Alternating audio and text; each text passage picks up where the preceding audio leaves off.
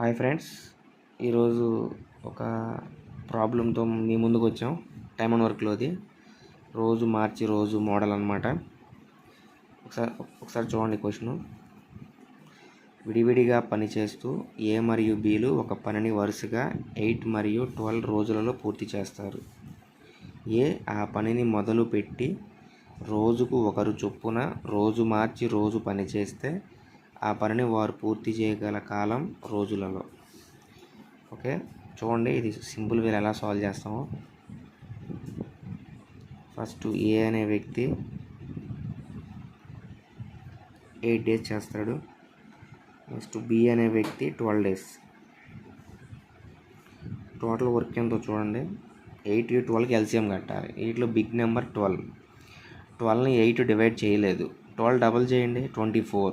24ని 8 divide చేస్తుంది. 8 3s are 24. So LCM 24. So 8 3s are 24, 12 2s are 24. ఇది efficiency.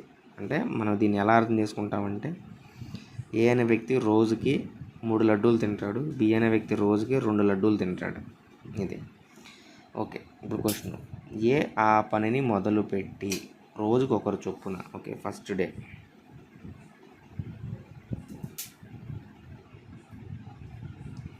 ఎవరు work చేశారు? ఏ అనే వ్యక్తి వర్క్ చేశాడు. అతను స్టామినా ఎంత? రోజుకు 3 లడ్డూలు. సెకండ్ డే బి వర్క్ చేస్తాడు.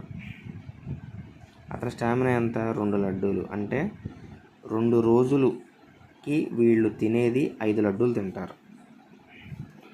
2 డేస్కి 5 లడ్డూలు తింటారు. సార్ చూడండి సింపుల్గా, 2 డేస్కి 5 లడ్డూలు తింటారు. మొత్తం లడ్డూలు ఎన్ని తినాలి? 24 తినాలి. 5 5s are 25.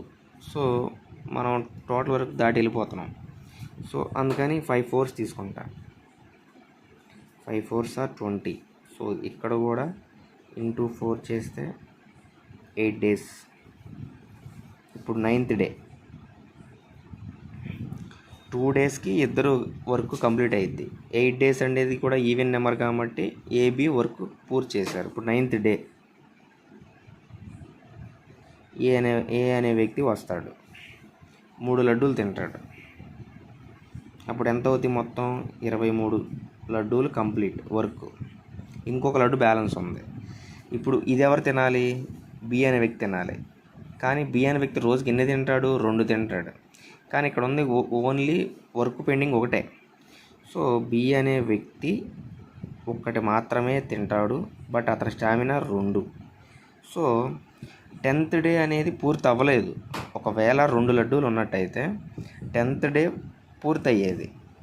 కానీ ఇక్కడ లడ్డు ఒకటే ఉంది కాబట్టి సగం మాత్రమే పూర్తయింది. అందుకని మొత్తం ఎన్ని రోజులు పని అయిందంటే, ఇక్కడ ఒక 9 డేస్, ఇక్కడ ఒక హాఫ్ డే. అంటే ఇది పూట కాబట్టి సో 9 డేస్లో మొత్తం పని పూర్తయింది. ఒకసారి చూడండి. మీకు ఏదైనా డౌట్ ఉంటే కామెంట్ చేయండి, నేను మళ్ళీ మీకు క్లియర్గా ఎక్స్ప్లెనేషన్ ఇస్తాను. Okay friends, bye.